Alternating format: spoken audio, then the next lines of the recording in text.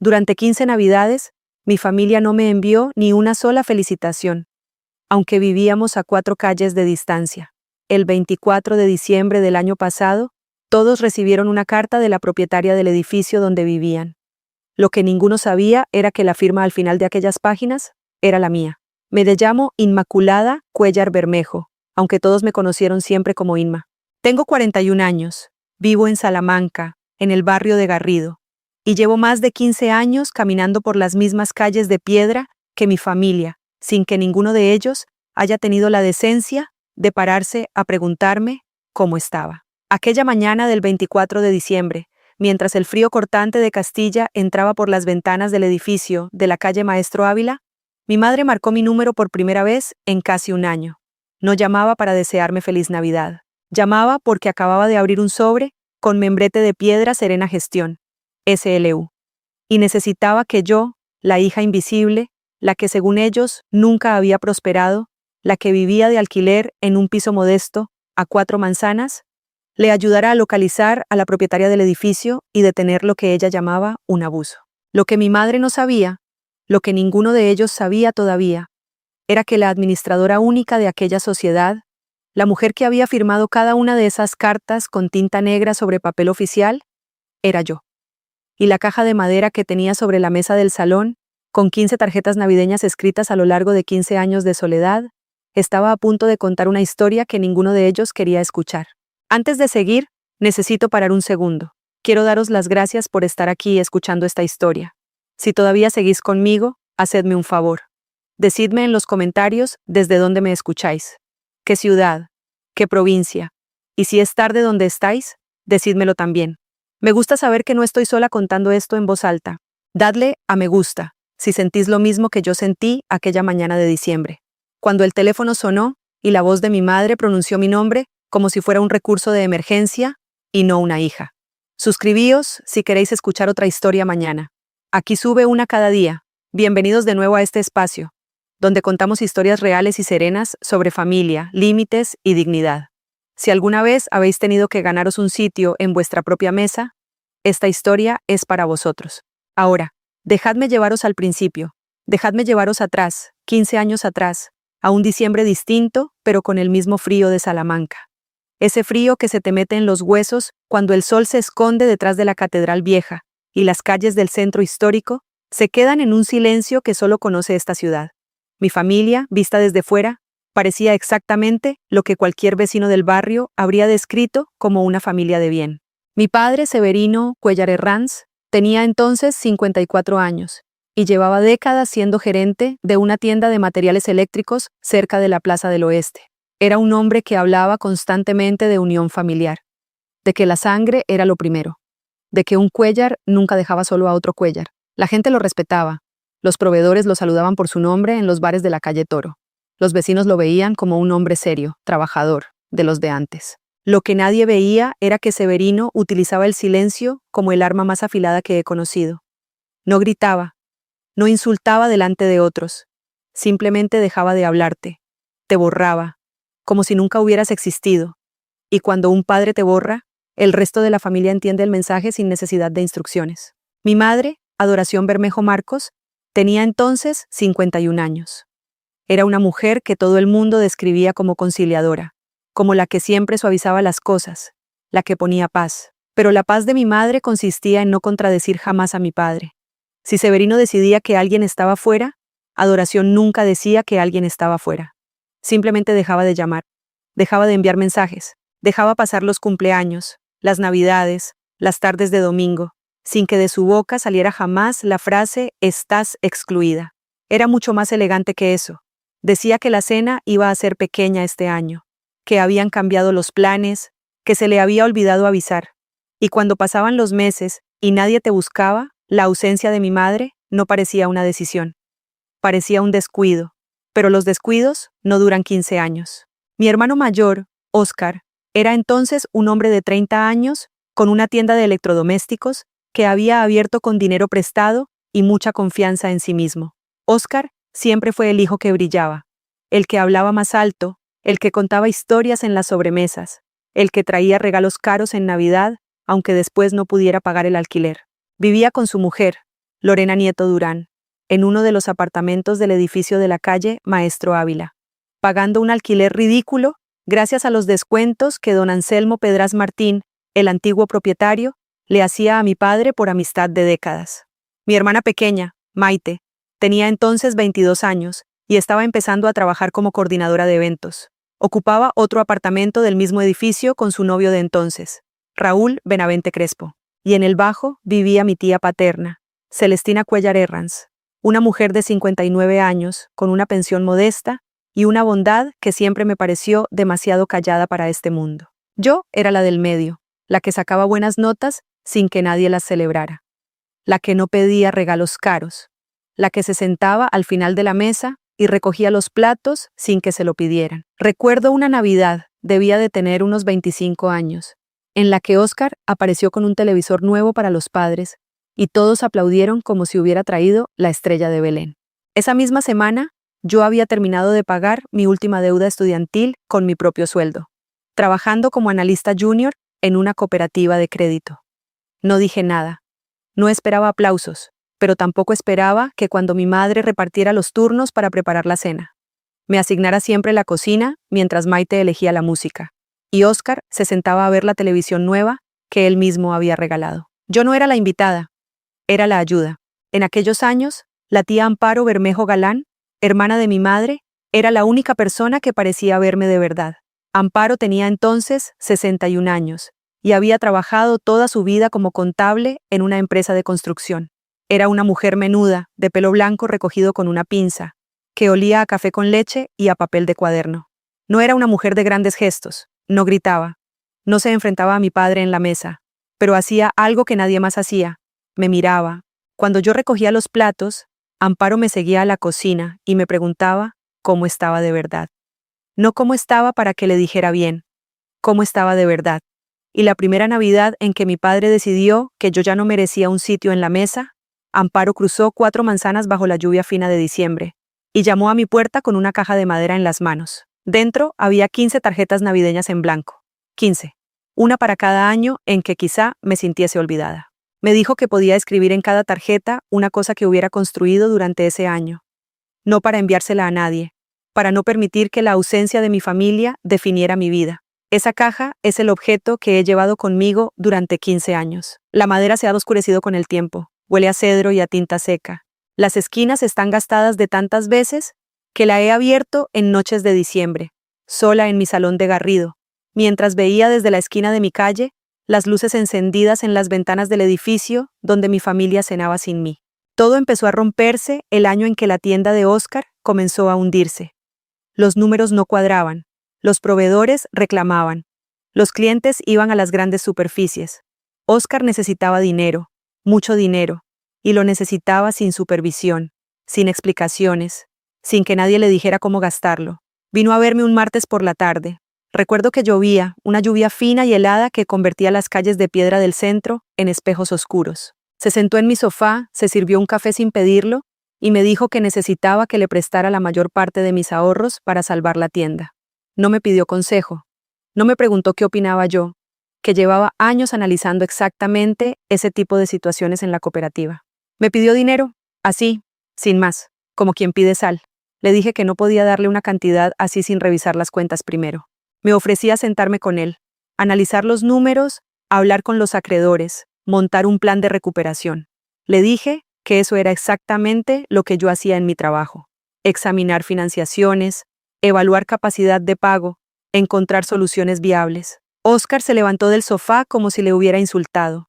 Dijo que no necesitaba una auditora, que necesitaba una hermana. Y se fue dando un portazo que resonó en todo el rellano. Aquella semana mi padre me llamó. No para preguntarme mi versión, para decirme que había puesto los números por encima de la sangre, que una hermana de verdad no pedía cuentas, que si no era capaz de ayudar a mi propio hermano sin condiciones, quizá no merecía sentarme en la mesa familiar. Mi madre no dijo nada directamente, pero aquel diciembre, cuando pregunté a qué hora era la cena de Nochebuena, me dijo que este año iba a ser algo muy pequeño, solo los padres y los hermanos con sus parejas. Yo era una hermana, pero al parecer, no la clase de hermana que contaba. El año siguiente, directamente, no me avisaron. Supe que habían cenado porque vi las fotos en el salón de mis padres cuando fui a dejar un regalo de cumpleaños para mi madre en febrero. Nadie mencionó la cena, nadie se disculpó, nadie dijo que me habían echado de menos. El tercer año dejé de preguntar. Y así, uno tras otro, los diciembres fueron pasando como trenes que se detenían en todas las estaciones, menos en la mía. El cuarto año dejé de comprar regalos para nadie de mi familia. No por rencor, por supervivencia emocional. Cada diciembre me acercaba al centro, pasaba por los escaparates iluminados de la calle Zamora. Veía a las familias cargando bolsas con lazos y papel brillante, y sentía una punzada en el estómago que no era envidia, sino la certeza helada de que yo no tenía a quién entregar nada. El quinto año, intenté hacer mi propia Navidad. Compré un pollo asado en la roticería de la esquina, una botella de vino de rueda. Puse la mesa para una persona y encendí una vela. Me senté delante del plato y me quedé mirando la silla vacía de enfrente durante tanto tiempo que la vela se consumió hasta la mitad antes de que diera el primer bocado. El sexto año trabajé en Nochebuena. Me ofrecí voluntaria en la cooperativa para cubrir el turno de cierre de cuentas anuales. Mis compañeros me miraron con una mezcla de admiración y lástima. Pensaban que era una mujer entregada a su trabajo. No sabían que trabajar era la única forma que había encontrado de no pensar en las luces encendidas a 4 manzanas. El séptimo año fue el peor. Ese diciembre, mientras volvía a casa desde el supermercado con una bolsa de plástico que contenía una lata de sopa y un yogur, crucé la calle Maestro Ávila y vi a mi familia a través de la ventana del primer piso. La cortina estaba entreabierta. Vi la mesa puesta con el mantel bueno, el de las flores bordadas que mi madre sacaba solo en Navidad. Vi copas de cristal, vi a Óscar de pie sirviendo vino. Vi a mi padre sentado en la cabecera. Vi a Maite riendo con la cabeza echada hacia atrás. Vi a mi madre salir de la cocina con una fuente humeante. Y me quedé parada en la acera, con la bolsa de plástico colgando de la mano, con el frío metiéndose dentro del abrigo, mirando aquella ventana como una niña que mira un escaparate de juguetes, sabiendo que nada de lo que hay dentro es para ella. Un vecino pasó por mi lado y me dijo buenas noches. No contesté. No podía. Tenía un nudo en la garganta del tamaño de una piedra de la Plaza Mayor. Lo más cruel, lo que todavía me cuesta contar sin que se me cierre la garganta, es que yo vivía tan cerca que podía ver desde la esquina de mi calle las luces de las ventanas donde mi familia celebraba. Podía imaginar el olor del cocido, el sonido de las copas, la risa de Maite, la voz grave de mi padre diciendo que la familia era lo primero. Y yo estaba a 4 manzanas, no al otro lado del país, no en otra ciudad, a 4 manzanas. Pero esas 4 manzanas se convirtieron en un océano que ninguno de ellos tuvo jamás la intención de cruzar. Todavía me cuesta creer que estoy contando esto en voz alta. Durante años lo guardé dentro. Pero si seguís ahí, si seguís escuchando, quiero daros las gracias. Significa mucho para mí. ¿Desde dónde me escucháis esta noche? ¿O es de día donde estáis? Decídmelo en los comentarios. Y si conocéis a alguien que necesita oír que su instinto no le engaña, que no está exagerando, por favor compartid esto con esa persona. Suscribíos si queréis oír lo que pasó después, porque lo que voy a contaros lo cambió todo. Mi historia, la historia de quién soy yo realmente, no empieza con la exclusión. Empieza mucho antes, en una infancia que desde fuera parecía completamente normal. Crecí en Salamanca, en una casa del barrio de Delicias, con mis padres, con Óscar y con Maite. Mi padre trabajaba todo el día en la tienda y llegaba a casa con ese cansancio que los hombres de su generación confundían con autoridad. Mi madre llevaba la casa con una eficiencia silenciosa que nunca recibía elogios, porque se daba por supuesta. Yo era la niña que hacía los deberes sin que se lo pidieran, que ponía la mesa sin que se lo recordaran, que sacaba sobresalientes sin que nadie le preguntara cómo lo había conseguido. Aprendí muy pronto, con esa inteligencia dolorosa que desarrollan los niños que observan más de lo que hablan, que en mi familia el amor no se daba, se ganaba, y que por mucho que te esforzaras, siempre había alguien que lo recibía antes que tú sin haber hecho nada para merecerlo. Óscar suspendía y mis padres le pagaban clases particulares. Maite lloraba y mi madre le compraba lo que pedía. Yo aprobaba todo y la respuesta era un silencio que se suponía que debía interpretar como aprobación. Como si la ausencia de crítica fuera suficiente. Como si no necesitara que alguien dijera, estoy orgulloso de ti. Hay una experiencia que marcó mi carácter más que cualquier otra. Tendría unos 20 años y estaba terminando la carrera de administración de empresas con una beca que me cubría la matrícula, pero no los libros. Pedí a mis padres ayuda para comprar los manuales de un semestre particularmente caro. Mi padre me miró por encima del periódico. y me dijo que si había elegido estudiar eso, tendría que aprender a pagárselo sola. Esa misma semana, Oscar pidió dinero para un viaje con amigos, y mi madre se lo dio sacándolo de un sobre que guardaba en el armario del recibidor. No dije nada. Compré los libros de segunda mano, subrayados por otra persona, con las esquinas dobladas, y saqué las mejores notas de mi promoción con esos libros usados. Pero algo se rompió dentro de mí aquel día, algo que nunca volvió a soldarse del todo. Aprendí que pedir era inútil, que mi lugar en la familia no era el de quien recibe, sino el de quien resiste. Y esa lección, que entonces creí que me hacía fuerte, en realidad me hizo invisible, porque cuando dejas de pedir, la gente deja de ofrecerte, y cuando dejas de quejarte, la gente asume que no necesitas nada, y cuando no necesitas nada, dejas de existir. Después de la universidad entré en la cooperativa de crédito como analista junior. Era un trabajo discreto, bien pagado para una ciudad como Salamanca, y me permitía hacer exactamente lo que se me daba bien: analizar riesgos, evaluar si un préstamo era sostenible, calcular si una familia podía pagar una hipoteca sin ahogarse, estudiar edificios, comunidades de propietarios, costes de mantenimiento. Con los años fui ascendiendo hasta convertirme en analista de riesgo patrimonial, la persona a la que consultaban antes de aprobar financiaciones importantes. Mi trabajo era silencioso, metódico, invisible para quien no supiera mirar, exactamente como yo en mi familia. Elegí vivir de alquiler en un piso modesto de Garrido, no porque no pudiera comprar, sino porque durante años preferí mantener una reserva financiera, estudiar el mercado, no atarme a una hipoteca que limitara mi capacidad de moverme. Era prudencia, era disciplina. Pero mi familia nunca lo entendió así. Para ellos, mi piso alquilado, mi ropa discreta, mi ausencia de fotos de viajes en redes sociales, significaban que Inma no había prosperado, que seguía siendo la hermana del medio que no había conseguido nada brillante. Nunca se molestaron en preguntar cuánto tenía ahorrado. Nunca se interesaron por saber que mi reserva de emergencia superaba con creces lo que Oscar ganaba en un año bueno. Para ellos, la prosperidad era ruidosa, y yo siempre fui demasiado callada. La familia que me moldeó durante aquellos años funcionaba con unas reglas que nadie había escrito, pero que todos obedecían. Severino mandaba, Adoración obedecía y presentaba esa obediencia como armonía. Oscar recibía porque pedía alto y con descaro. Maite recibía porque lloraba con gracia. Y yo sostenía, pagaba facturas cuando alguien se atrasaba, arreglaba papeles cuando alguien los perdía, revisaba contratos cuando alguien firmaba sin leer, contestaba el teléfono cuando alguien necesitaba un consejo urgente a las 11 de la noche. Pero cuando llegaba diciembre, mi silla no estaba en la mesa. Cuando llegaban los cumpleaños, mi nombre no aparecía en los mensajes del grupo. Cuando alguien preguntaba por mí, mi madre decía que estaba bien, que tenía su vida, que era muy independiente, como si la independencia fuera una enfermedad contagiosa que justificara la cuarentena. Don Anselmo Pedras Martín era el dueño del edificio de la calle Maestro Ávila. Un hombre de 79 años, viudo, con la salud deteriorada, y un corazón demasiado blando para los negocios. Conocía a mi padre desde hacía décadas, y le tenía el cariño que se le tiene a alguien con quien has compartido cafés en el bar de la esquina durante 30 años. Por eso les hacía descuentos.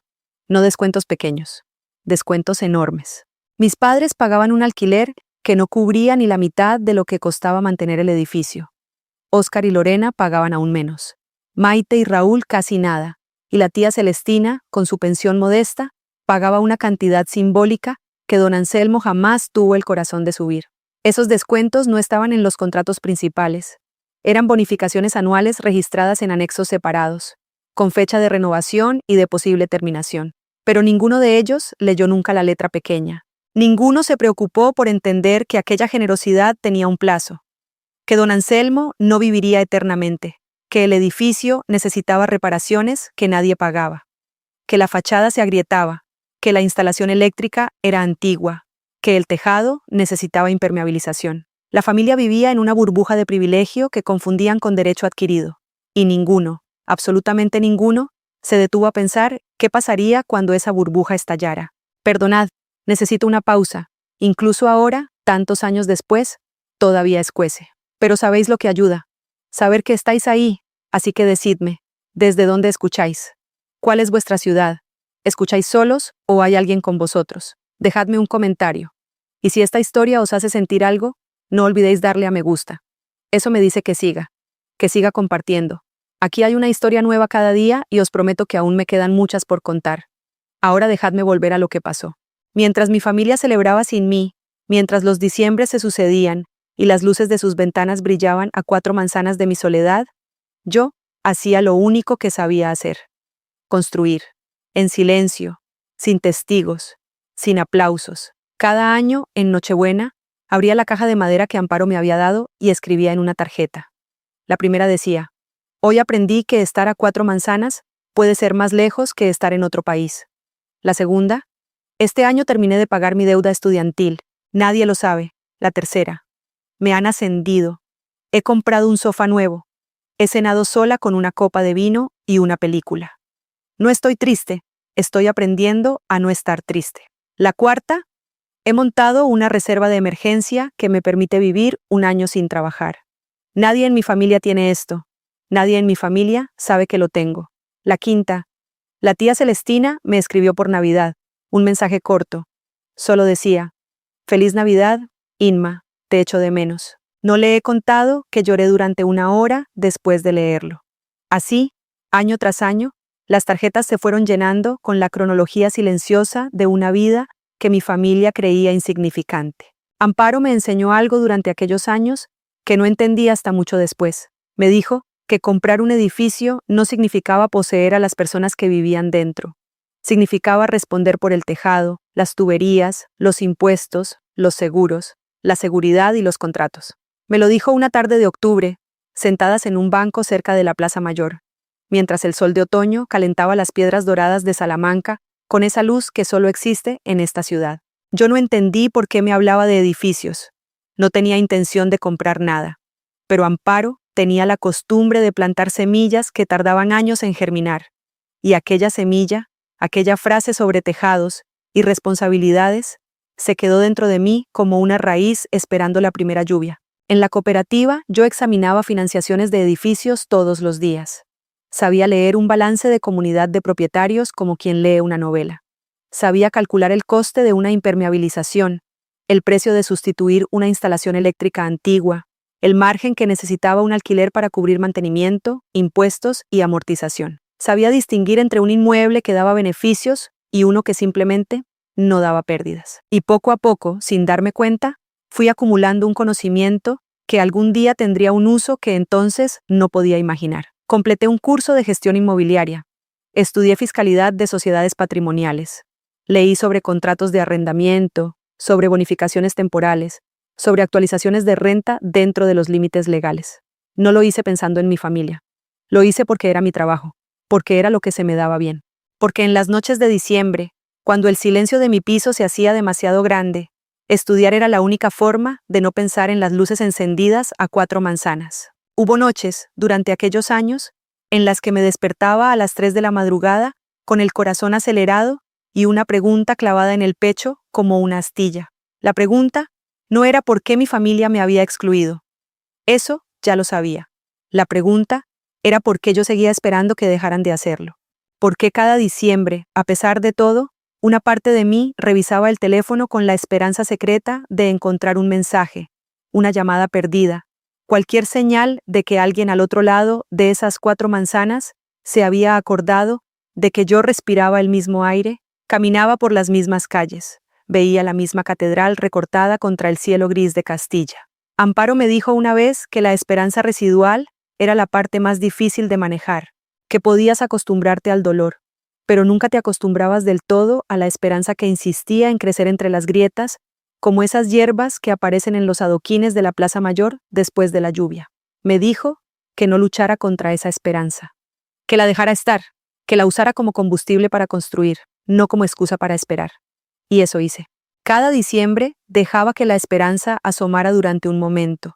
La miraba a la cara. Le decía que no, que este año tampoco iban a llamar.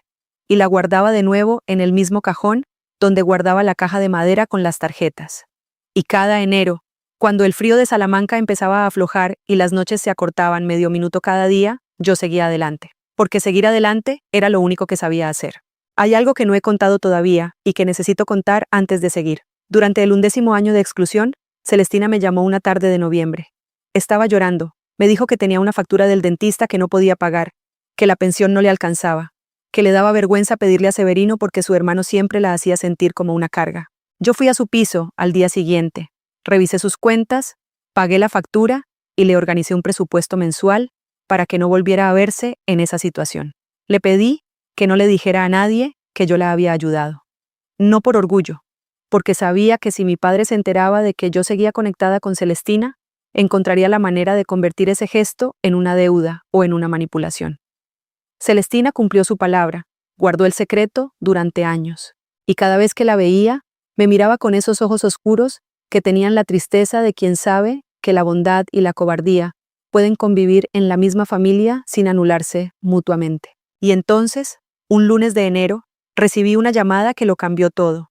Don Anselmo Pedras Martín había decidido vender el edificio de la calle Maestro Ávila.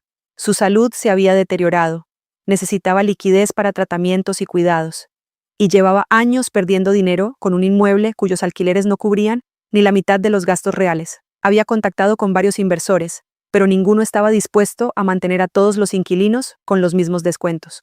Un fondo de inversión había ofrecido comprarlo para reformarlo y convertirlo en apartamentos turísticos. Otro comprador quería vaciarlo y revenderlo. Don Anselmo, con ese corazón blando que le había costado tantos miles de euros a lo largo de los años, no quería echar a nadie. Pero tampoco podía seguir sangrando dinero. No me enteré por mi familia. Me enteré por Amparo. Porque Amparo, que a sus 76 años todavía leía el boletín del registro de la propiedad por costumbre profesional, vio el anuncio antes que nadie. Me llamó una mañana y me dijo, con esa voz suya que nunca se alteraba: Inma, el edificio de tu familia está en venta. Quiero que lo mires con ojos de analista, no con ojos de hija. Y quiero que decidas con la cabeza, no con la herida. Tardé 3 semanas en tomar la decisión. 3 semanas en las que no dormí más de 4 horas seguidas, ninguna noche.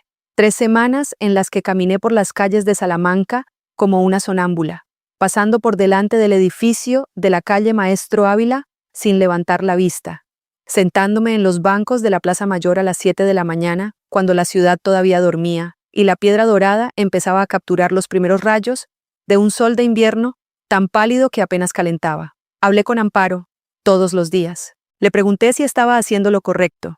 Me dijo que lo correcto dependía de mis razones. Si compraba el edificio para controlar a mi familia, estaba cometiendo un error.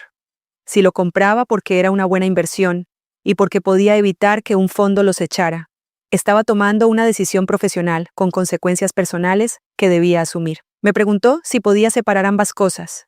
Le dije que no lo sabía. Me respondió que esa honestidad era precisamente lo que la convencía de que yo estaba preparada para hacerlo. Porque las personas que no pueden separar la emoción del negocio no admiten que no pueden hacerlo. Simplemente actúan y luego buscan excusas. No fue un impulso, fue un cálculo. Revisé los números como habría revisado cualquier operación en la cooperativa. El edificio necesitaba obras, pero era viable. La ubicación era buena. Los alquileres actuales eran insostenibles, pero los alquileres de mercado de la zona, ajustados a los límites legales, convertían la operación en algo perfectamente razonable. Utilicé economías acumuladas durante muchos años. Una parte de la herencia que Amparo, que no tenía hijos, me había adelantado en vida, y un financiamiento inmobiliario aprobado con base en la renta proyectada del propio edificio. La compra se realizó a través de Piedra Serena Gestión, SLU, de una sociedad patrimonial unipersonal de la que yo era única socia y administradora. No creé la sociedad para esconderme.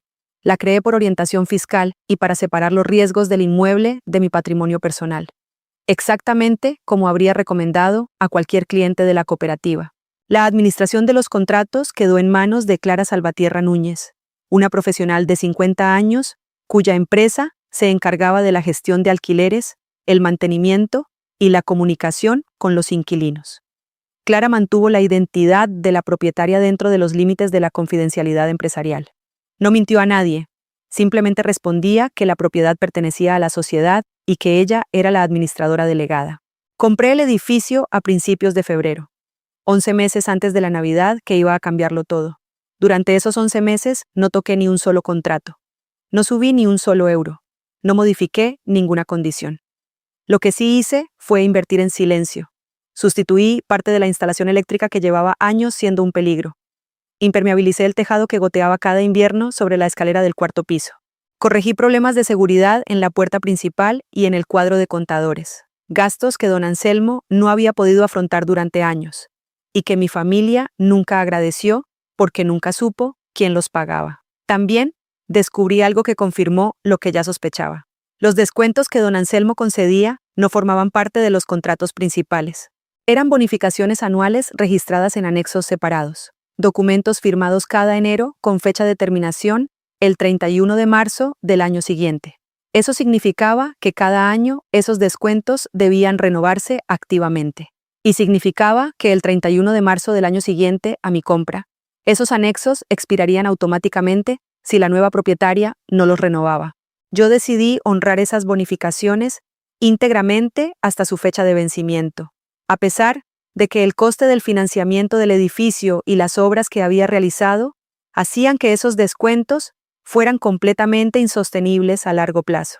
No los mantuve por generosidad, los mantuve porque era lo correcto, porque los inquilinos, todos los inquilinos, incluida mi familia, tenían derecho a un plazo razonable de transición, y porque yo no quería que mi primera decisión como propietaria fuera la clase de decisión que un fondo de inversión habría tomado sin pestañear. Recuerdo la primera vez que entré en el edificio como propietaria. Fue un sábado de febrero, a las 8 de la mañana, cuando sabía que mis padres estarían en el mercado de abastos como cada fin de semana. Clara me acompañó con las llaves nuevas y un cuaderno donde apuntar los desperfectos. Subimos las escaleras despacio. Cada peldaño crujía bajo mis pies como si el edificio estuviera reconociendo a alguien. El pasamanos de madera estaba suelto en el segundo tramo. La pintura de las paredes se descascarillaba en manchas irregulares que parecían mapas de países que no existen. En el tercer piso, una mancha de humedad atravesaba el techo del rellano como una cicatriz oscura. Aquella mancha llevaba años ahí. Don Anselmo no había tenido dinero para repararla. Mi familia no se había ofrecido a contribuir. Simplemente pasaban por debajo de ella cada día, como se pasa por debajo de las cosas que uno decide no ver. Anoté cada desperfecto, cada grieta, cada cable suelto, cada baldosa rota. Había 47 problemas de mantenimiento que requerían atención. 47 formas en las que aquel edificio me pedía ayuda sin palabras. Y mientras yo anotaba, sentía una cosa extraña que no esperaba sentir. Sentía que por primera vez en 15 años, alguien me necesitaba de verdad. No para resolver un problema ajeno, no para prestar dinero sin recibo, para algo tangible, concreto, real. Un tejado que reparar, unas tuberías que revisar, un cuadro eléctrico que sustituir. El edificio necesitaba exactamente lo que yo sabía hacer. Y yo necesitaba exactamente lo que el edificio me ofrecía. Un sitio donde mi trabajo importara. Las obras empezaron en marzo y duraron hasta agosto. Fueron meses de llamadas a instaladores, reuniones con ingenieros, presupuestos que revisar, licencias que tramitar. Clara se encargó de coordinar los horarios para que las molestias a los inquilinos fueran mínimas. Los operarios trabajaban de 9 a 2, de lunes a viernes. Nunca los fines de semana, nunca por la noche. Yo supervisaba cada factura personalmente, como habría supervisado cualquier inversión en la cooperativa. No derroché, no escatimé, invertí lo justo. La instalación eléctrica del tercer y cuarto piso fue sustituida por completo, porque el informe del técnico describía un riesgo real de cortocircuito. La impermeabilización del tejado se hizo con materiales que garantizaban 20 años sin filtraciones. La puerta principal, que llevaba una década cerrando mal, fue reemplazada por una puerta de seguridad con portero automático. Cada vez que los operarios terminaban una reparación, yo recibía las fotos por mensaje y sentía algo parecido a lo que debían sentir los padres cuando ven crecer a un hijo. Orgullo discreto, satisfacción callada, la certeza de que estaba haciendo algo bien, aunque nadie lo supiera. Mis inquilinos, que no sabían quién era la nueva propietaria, empezaron a notar los cambios. El fontanero del barrio le comentó a la vecina del segundo que la propietaria nueva había invertido más en 6 meses que don Anselmo, en 10 años. La vecina del cuarto le dijo a Celestina que por fin alguien se preocupaba por el edificio.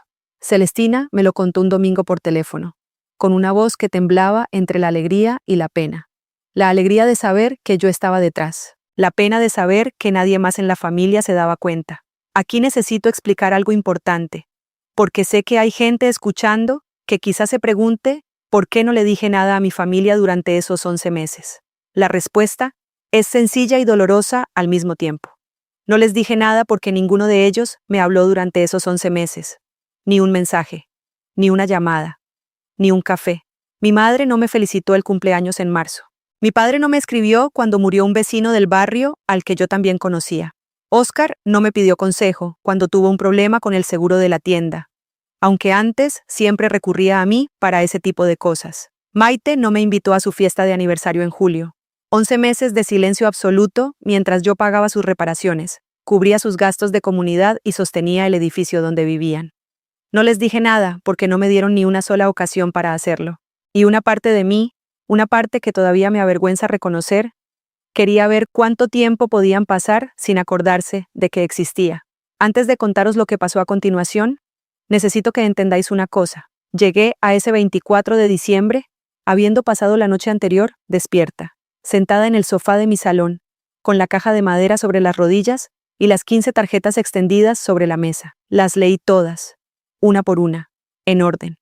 La primera, la quinta, la décima. La duodécima, que decía: este año he ayudado a la tía Celestina a pagar una factura de dentista sin que ella supiera que fui yo. La 13ª. He completado el curso de gestión inmobiliaria. Amparo dice que estoy lista. No sé para qué. La 14ª. He comprado un edificio, el edificio donde vive mi familia. Sigo sin dormir la noche de Navidad, pero esta vez no es por tristeza, es por vértigo. La 15ª aún estaba en blanco. La llené aquella noche antes de que sonara el teléfono. Escribí: hoy sabré si hice lo correcto. Decidme en los comentarios si alguna vez habéis tenido que escribir vuestra propia historia porque nadie se molestó en contarla por vosotros. Dejadme un me gusta si habéis llegado hasta aquí. Suscribíos porque lo que viene ahora es lo que llevo 15 años esperando contaros. Hay una historia nueva cada día, y os prometo que esta merece quedarse hasta el final. La mañana del 24 de diciembre, Clara envió las comunicaciones formales a todos los inquilinos del edificio. Era la última fecha administrativa segura para cumplir el plazo contractual antes del cierre de las bonificaciones, el 31 de marzo. Las cartas no anunciaban un desahucio, no imponían un aumento ilegal. Informaban de que, a partir del 1 de abril, las bonificaciones temporales dejarían de aplicarse, y cada unidad pasaría a pagar el valor contractual actualizado, dentro de los límites legales. También ofrecían un análisis individual para quien acreditara necesidad financiera, un plan de transición de 6 meses y la posibilidad de rescindir el contrato sin penalización antes de la nueva facturación. En la última página de cada carta, debajo del sello de Piedra Serena Gestión, aparecía una firma: Inmaculada Cuellar Bermejo, administradora única. Oscar fue el primero en reaccionar. Creó un grupo de mensajes con toda la familia en el que acusaba a la nueva propietaria de ser una buitre sin corazón que enviaba cartas así en Nochebuena. Maite escribió que nadie con un mínimo de humanidad comunicaba algo semejante en esas fechas. Lorena dijo que seguramente era una maniobra de algún fondo de inversión para echarlos y revender los pisos como turísticos. Raúl propuso buscar un abogado. Mi padre no escribió en el grupo. Mi padre llamó a mi madre y le dijo que encontrara a esa propietaria y la convenciera de que aquello era un error. Y Adoración, la mujer que llevaba 15 años sin escribirme en Navidad, la mujer que no me había llamado ni una sola vez para preguntarme cómo estaba, cogió el teléfono y marcó mi número. Me pidió ayuda. Me dijo que yo entendía de estas cosas, de contratos y de números, y que la familia me necesitaba. Me necesitaba. Qué curioso que esa palabra solo apareciera cuando el techo se movía. Le pregunté dónde iban a pasar la cena de Nochebuena. Hubo un silencio largo al otro lado de la línea. Un silencio incómodo. Mi madre sabía lo que yo estaba preguntando de verdad. Me dijo que ya habían organizado todo, que la casa era pequeña, que no habría sitio adicional. 15 años repitiendo la misma excusa con palabras diferentes. La casa era pequeña, la cena era íntima, los planes habían cambiado. Y ahora, en medio de la crisis, me llamaban para que resolviera un problema, pero no para que me sentara a la mesa. Me necesitaban como analista, pero no como familia. Me necesitaban como recurso, pero no como hija. Tragué saliva. Contuve la respiración durante 3 segundos, que es lo que siempre hago cuando necesito que mi voz no tiemble. y le dije que podía acudir al edificio el día 27 como representante de la sociedad propietaria para explicar el contenido de las cartas y responder preguntas. No le dije que yo era la propietaria. Todavía no. Quería mirarles a los ojos cuando lo supieran. El día 27 de diciembre hacía un frío que cortaba la respiración en Salamanca. Esa clase de frío seco y limpio que convierte el aliento en nubes blancas y endurece la piedra dorada de los edificios hasta que parece hierro. Llegué al patio interior del edificio de la calle Maestro Ávila a las 11 de la mañana. Llevaba un abrigo gris, una carpeta negra y la caja de madera dentro de un bolso. En el patio estaban mis padres, Óscar y Lorena, Maite y Raúl, la tía Celestina, sentada en una silla de plástico contra la pared, Clara Salvatierra, con una carpeta idéntica a la mía, y Fernando Olmedo Sáez, un abogado inmobiliario de 54 años, al que Clara había invitado para que respondiera las preguntas legales. Mi padre me vio entrar y frunció el ceño.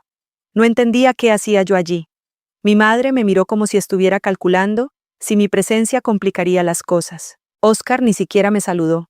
Maite me dirigió un gesto con la cabeza que podría haber sido un saludo o un espasmo. Solo Celestina se levantó de la silla de plástico y me abrazó con esos brazos finos que siempre olían a jabón de Marsella. Me apretó contra su pecho y me susurró al oído algo que no quiero olvidar nunca. Sabía que eras tú. Lo supe desde que llegaron las cartas, porque nadie más habría tenido la paciencia de esperar 11 meses sin cobrar un céntimo de más. No le pregunté cómo lo supo. Celestina siempre fue la que mejor me conocía de aquella familia, quizá porque ella también sabía lo que era vivir en los márgenes de los Cuéllar, sin que nadie te prestara demasiada atención.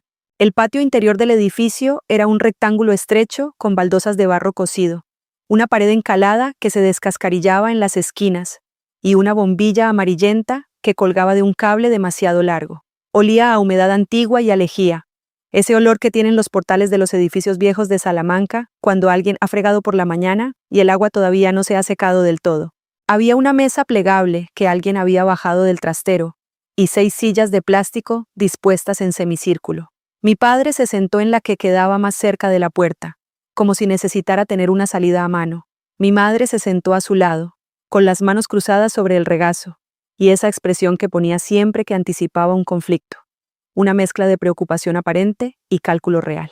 Óscar ocupó la silla del centro, con los codos sobre las rodillas y la mandíbula apretada, como un hombre que ya había decidido que todo aquello era una injusticia personal contra él. Lorena estaba de pie detrás de su marido, con los brazos cruzados y la mirada fija en el suelo.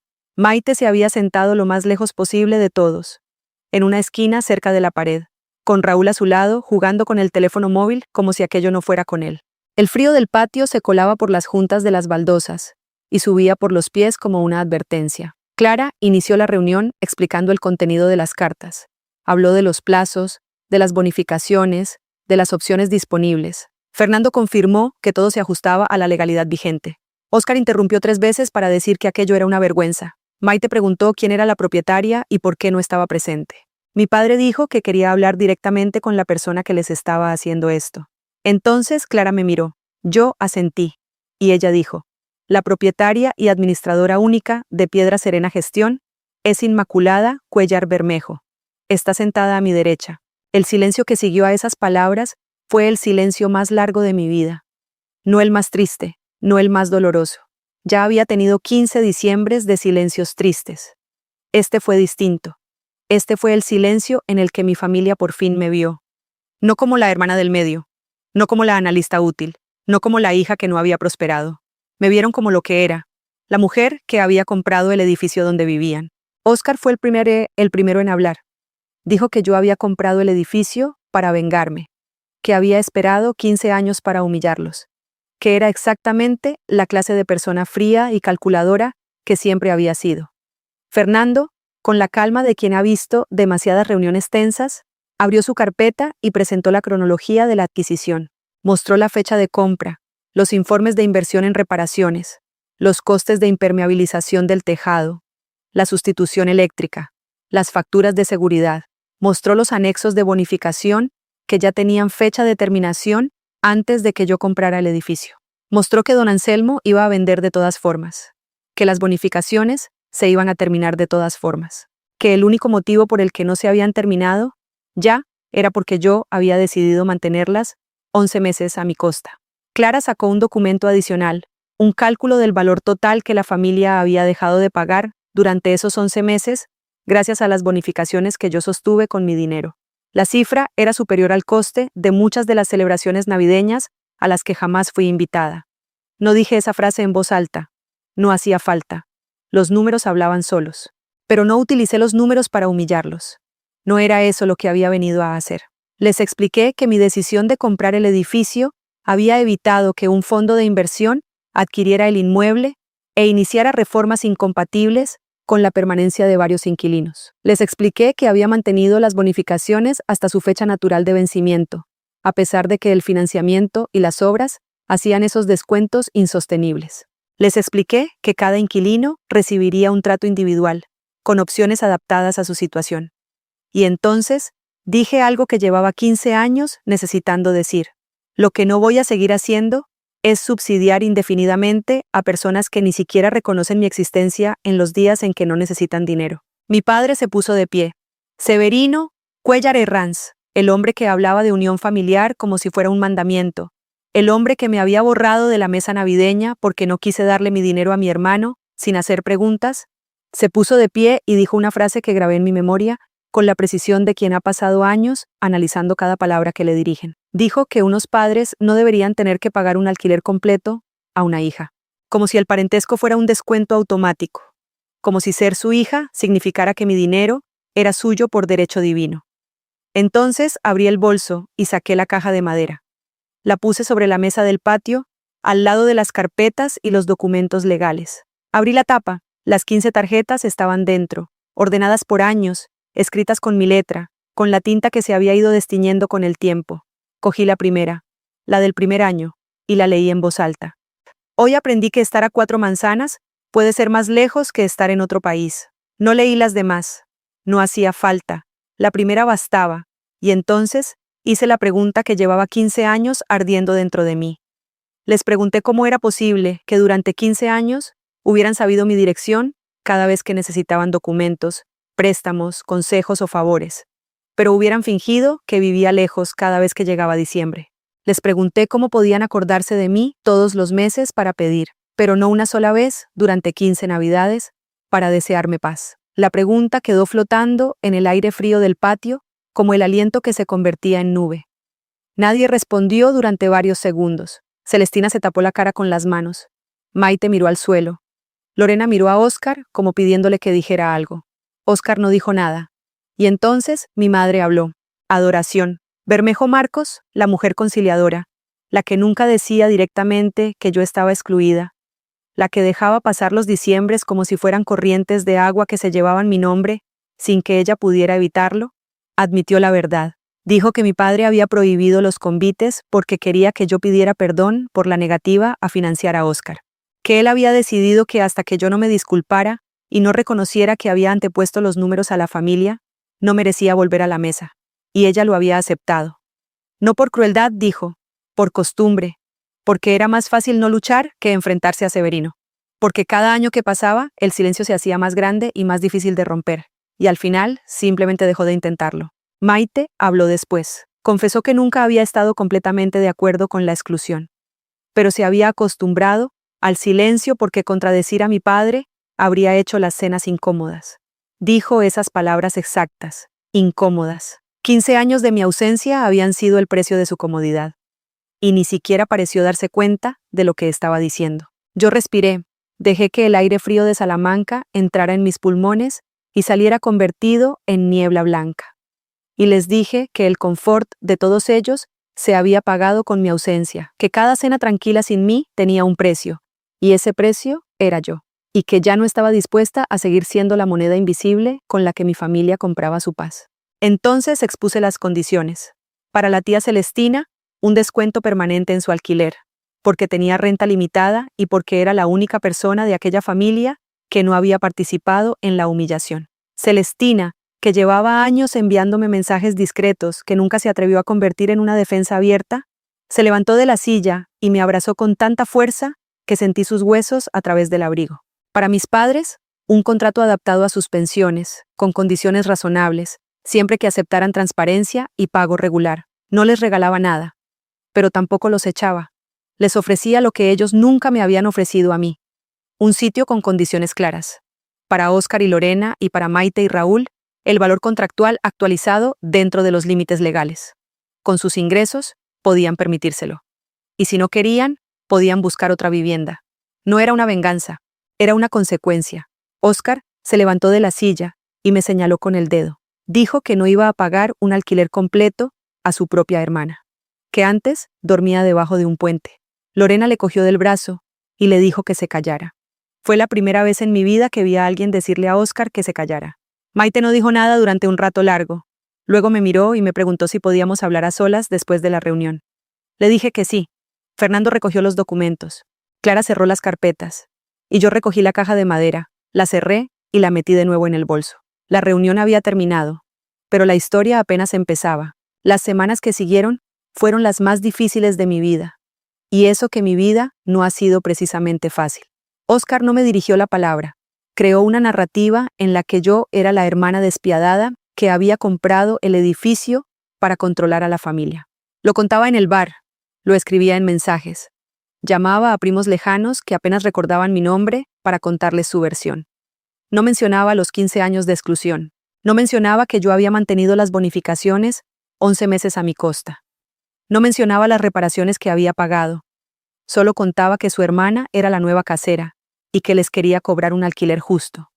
Como si la justicia fuera un insulto. Un detalle que me dolió de una forma inesperada fue descubrir, a través de Clara, que Lorena había empezado a enviar currículos a empresas de otras ciudades. No porque Óscar la obligara a irse de Salamanca, porque Lorena, después de presenciar la reunión del patio, había comprendido algo sobre su marido que no quería seguir ignorando. Me contó Clara que Lorena le había dicho durante una firma de documentos que nunca antes había visto a Óscar tan desnudo como aquel día en el patio. No físicamente, emocionalmente.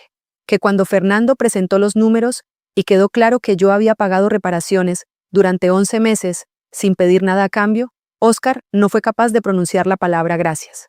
Ni siquiera la palabra entiendo. Solo fue capaz de decir que yo lo hacía para vengarme. Y Lorena se dio cuenta de que estaba casada con un hombre que confundía la generosidad ajena con un ataque personal, porque no podía concebir que alguien hiciera algo bueno sin esperar algo a cambio.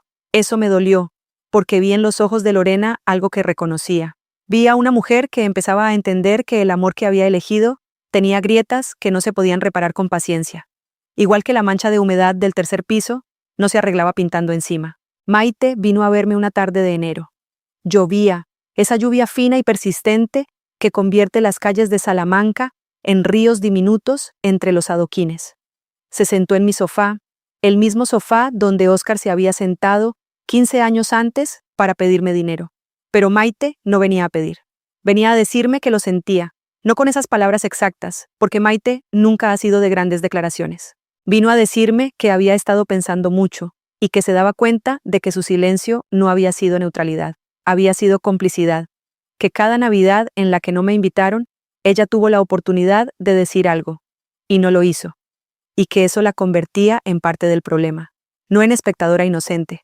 No le ofrecí perdón inmediato, no porque no quisiera, sino porque el perdón que se da demasiado pronto a veces se parece más a una costumbre que a una decisión. Le dije que podíamos empezar de nuevo, despacio, sin pretender que 15 años no habían pasado. Maite asintió, y por primera vez en mucho tiempo, sentí que alguien de mi familia me estaba escuchando de verdad.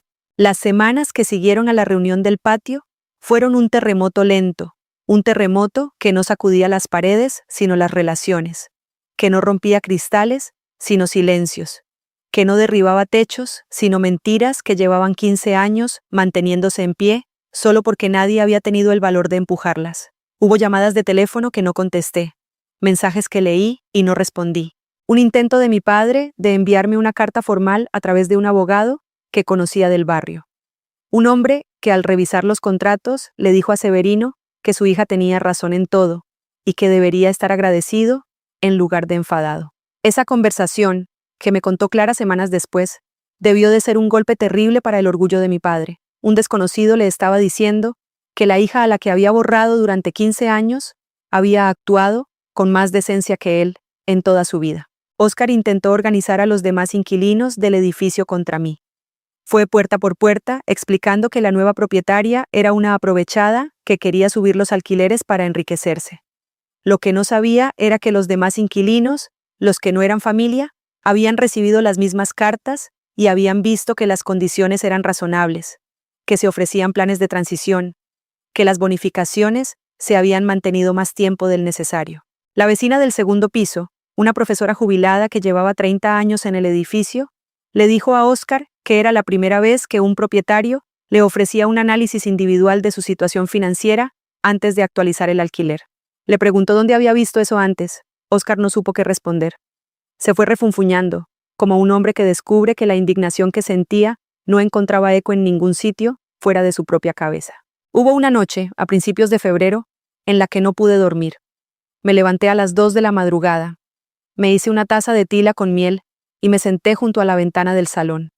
Desde allí podía ver la esquina de la calle Maestro Ávila, los faroles encendidos, la fachada del edificio que ahora era mío. Y pensé en algo que no había pensado hasta entonces.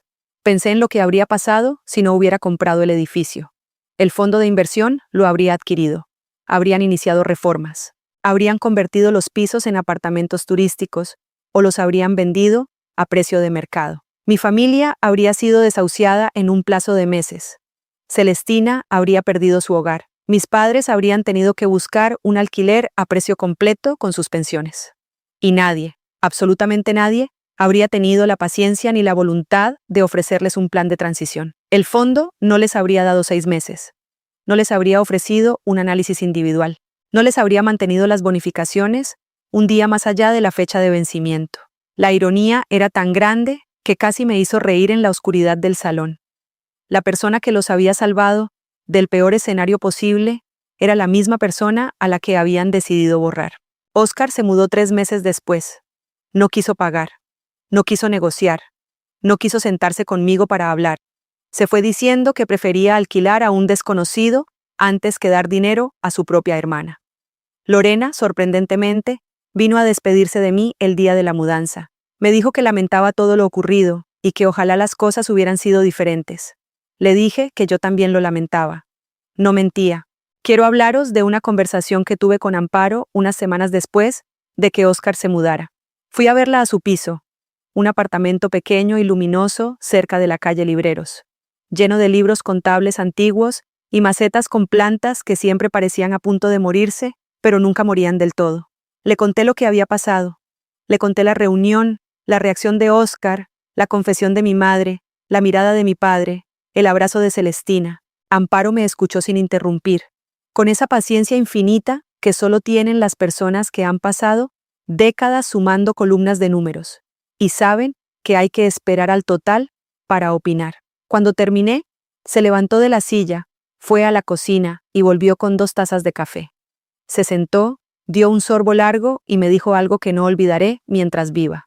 Me dijo: Inma, has hecho lo más difícil que puede hacer una persona. Has puesto un espejo delante de tu familia y los has obligado a verse. Y ahora tienes que aceptar que algunos se verán y otros cerrarán los ojos. Le pregunté qué pasaría con los que cerraran los ojos. Me respondió que eso ya no dependía de mí, que mi responsabilidad terminaba en el espejo, que lo que cada uno hiciera con su reflejo era asunto suyo. Esa noche, por primera vez en semanas, dormí 6 horas seguidas. Mi padre tardó más tiempo en reaccionar. Severino Cuellar Herranz no era un hombre acostumbrado a estar equivocado. Durante las primeras semanas después de la reunión, fue contando a los conocidos del barrio que su hija había utilizado el dinero para dominar a la familia, que era una historia de control, que él siempre había dicho que Inma era fría, pero poco a poco los conocidos empezaron a hacer preguntas que mi padre no podía responder. Si la hija era tan fría, ¿por qué había pagado las reparaciones del edificio durante 11 meses sin cobrar más? Si era tan controladora, ¿por qué les ofrecía planes de transición y descuentos para Celestina? Si era tan vengativa, ¿por qué no los había echado directamente? Las preguntas no venían de mí, venían de la realidad, y la realidad es una fuerza que ni siquiera Severino Cuellar podía silenciar. Meses después, algo cambió.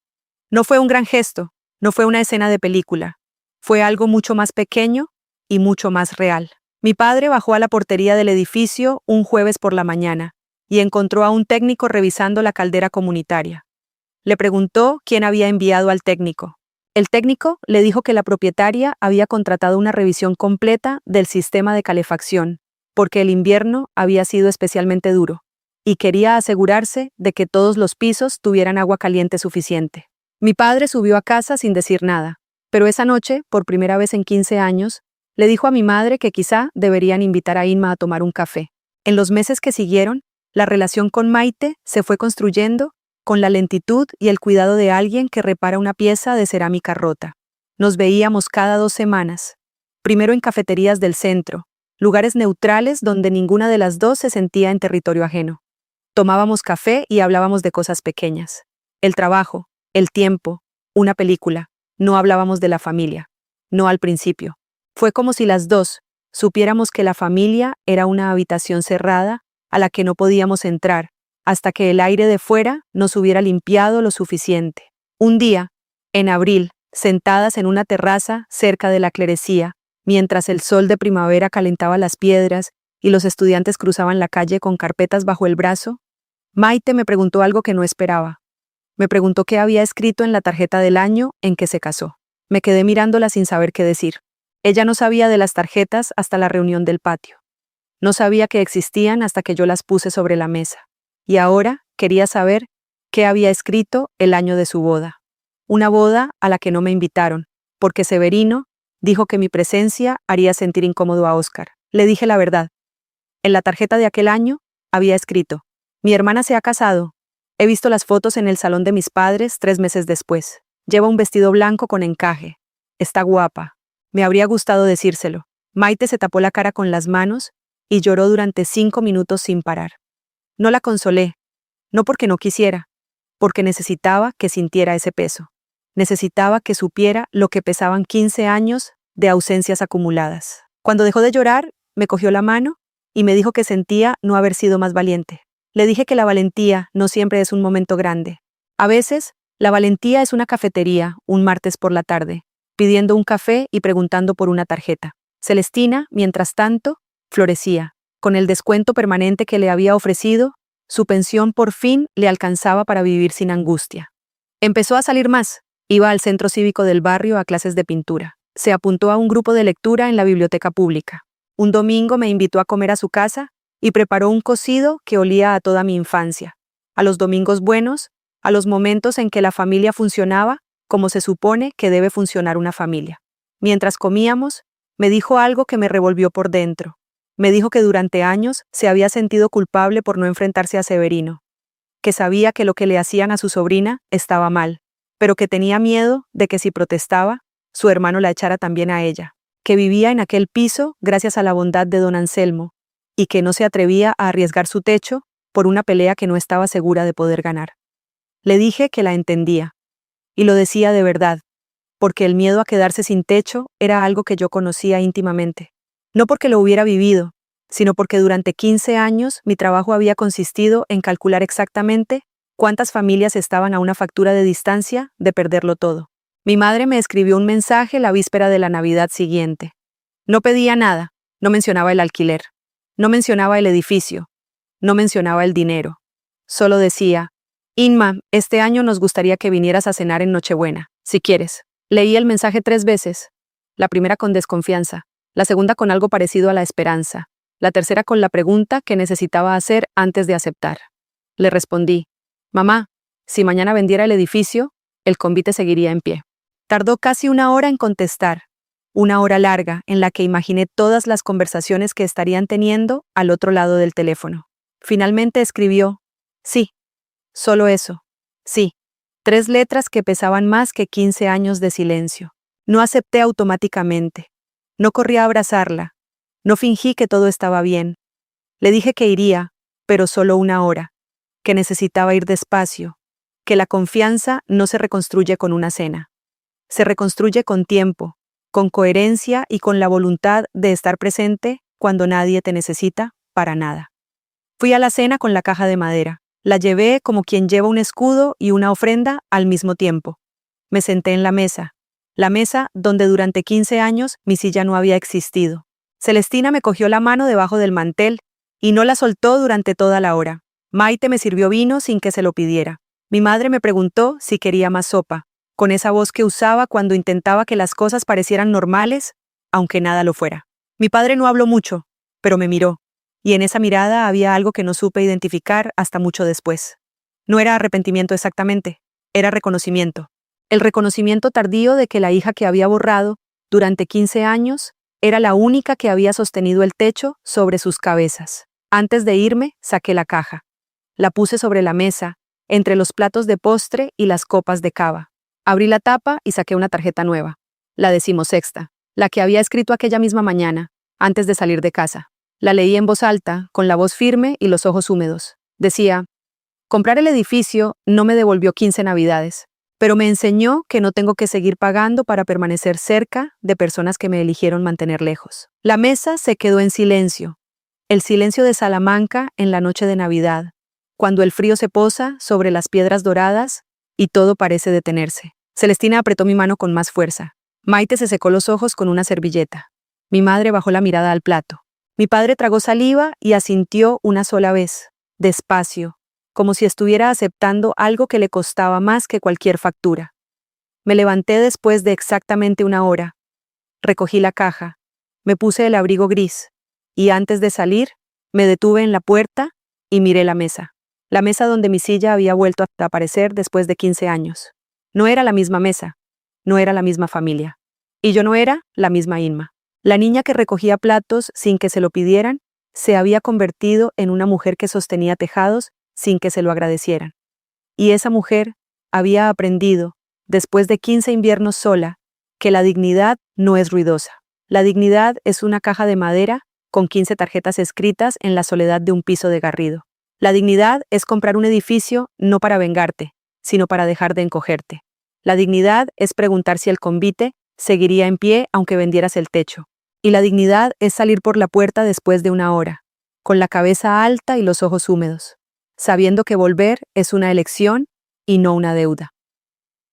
Salí a la calle. El frío de Salamanca me abrazó con esa intensidad que solo diciembre sabe tener en Castilla. Las farolas de la calle Maestro Ávila proyectaban sombras largas sobre los adoquines. Caminé las 4 manzanas hasta mi casa, las mismas 4 manzanas que durante 15 años habían sido un océano. Pero aquella noche, por primera vez, las 4 manzanas eran solo 4 manzanas. Llegué a mi portal, subí las escaleras, me senté en el sofá y abrí la caja por última vez aquella noche. Miré las 16 tarjetas, 16 años, 16 verdades escritas con mi letra, y comprendí lo que Amparo me había dicho tantos años atrás, sentadas en aquel banco de la Plaza Mayor, cuando el sol de otoño calentaba la piedra dorada. Comprar un edificio no significa poseer a las personas que viven dentro, significa responder por el tejado, las tuberías, los impuestos, los seguros, la seguridad y los contratos. Pero hay algo que Amparo no me dijo y que tuve que aprender sola. Ocupar tu sitio no significa pedir permiso para sentarte. Significa traer tu propia silla cuando nadie te ofreció la suya. Hay algo que quiero contaros antes de terminar. Algo que pasó meses después de aquella cena de Navidad y que nadie fuera de esta historia sabe todavía. Amparo murió en marzo. Murió como había vivido sin hacer ruido, en su piso lleno de libros contables y macetas. Pero me llamó la vecina de enfrente, una mañana de lunes, para decirme que llevaba 2 días sin contestar al timbre. Cuando llegué con los bomberos y abrieron la puerta, la encontramos sentada en su sillón, con una taza de café frío en la mesita y un libro de cuentas abierto sobre las rodillas. Había muerto leyendo. Había muerto siendo quien era hasta el último segundo. En su testamento, que el notario me leyó una semana después en una oficina fría del centro, Amparo me dejaba el resto de sus ahorros y una carta manuscrita. La carta decía: Inma, si estás leyendo esto, ya no estoy. Pero las tarjetas siguen, y tú sigues. Eso es todo lo que necesitaba saber. No dejes nunca de escribirlas. No porque las necesites, porque cada tarjeta es la prueba de que elegiste construir cuando otros eligieron destruir. Estoy orgullosa de ti. Siempre lo estuve. La tía que se mojó bajo la lluvia para traerte una caja. Leí la carta 3 veces en la oficina del notario. La primera no vi las letras porque los ojos se me llenaron de agua. La segunda las leí con la garganta cerrada. La tercera las leí con una sonrisa, porque en aquella firma, la tía que se mojó bajo la lluvia para traerte una caja, estaba todo el humor discreto y toda la ternura enorme de una mujer que me enseñó a no confundir el silencio con la derrota. Con la herencia de Amparo, terminé de pagar el financiamiento del edificio 2 años antes de lo previsto. No se lo conté a nadie. No hacía falta. El edificio estaba pagado. Los contratos estaban en orden. Los inquilinos pagaban. Las reparaciones se hacían. El tejado no goteaba. Y la hija invisible de Severino Cuéllar era la propietaria legal, libre de deudas, de las 4 paredes que sostenían la vida de las mismas personas que la habían borrado. La relación con mi familia hoy no es perfecta. No creo que lo sea nunca. Hay heridas que cicatrizan pero no desaparecen, como las marcas de la humedad vieja en las paredes de un edificio que por fin alguien se molestó en reparar. Maite y yo nos vemos cada semana.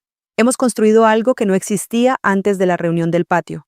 Una amistad adulta entre 2 hermanas que dejaron de ser niñas hace mucho tiempo. No nos contamos todo, no nos pedimos todo, pero estamos, y a veces, estar es suficiente. Mis padres han aprendido a respetar los límites. No fue fácil. Severino todavía se enfada cuando recibe el recibo del alquiler, aunque el importe es considerablemente inferior al de mercado. Pero lo paga, y cada vez que lo paga, algo en él se mueve 1 milímetro hacia un lugar que no es exactamente el arrepentimiento, pero se parece bastante al reconocimiento. Mi madre me llama los domingos, no siempre, pero la mayoría. Me pregunta cómo estoy. Me cuenta lo que ha cocinado, me habla del tiempo.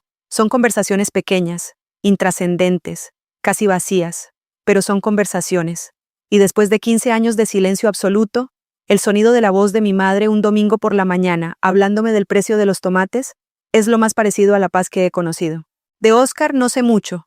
Se mudó a un piso de alquiler al otro lado de la ciudad y cortó el contacto conmigo. Maite me dijo que Lorena finalmente se separó de él el verano pasado y se mudó a Valladolid con un trabajo nuevo. No sé si Oscar ha cambiado. No sé si algún día entenderá que lo que pasó en el patio no fue una venganza, sino una consecuencia. Pero sé algo que aprendí de Amparo, que mi responsabilidad terminaba en el espejo, y que lo que mi hermano haga con su reflejo es asunto suyo. Hoy, mientras os cuento esto, miro la caja de madera sobre la estantería de mi salón. La madera está más oscura que hace 15 años. Las esquinas están gastadas. Huele a cedro y a tinta y a todos los diciembres que pasé sola escribiendo mi propia historia en tarjetas que nadie más leería. Pero ahora esa caja no es un recordatorio de dolor.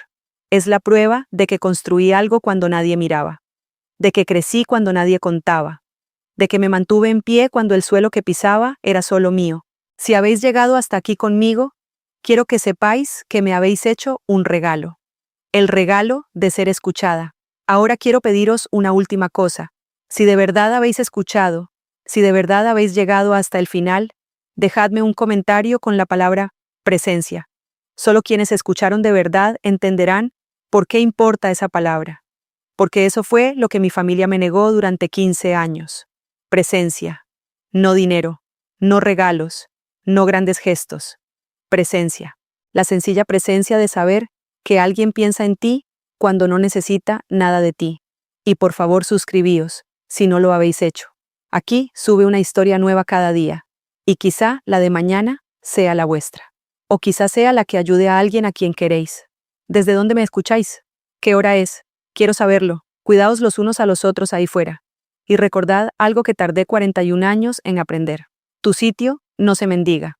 No tienes que ganarte a quien debería quererte gratis. Y si algún día descubres que has estado sosteniendo el techo de personas que ni siquiera te invitan a entrar, no derrumbes el techo.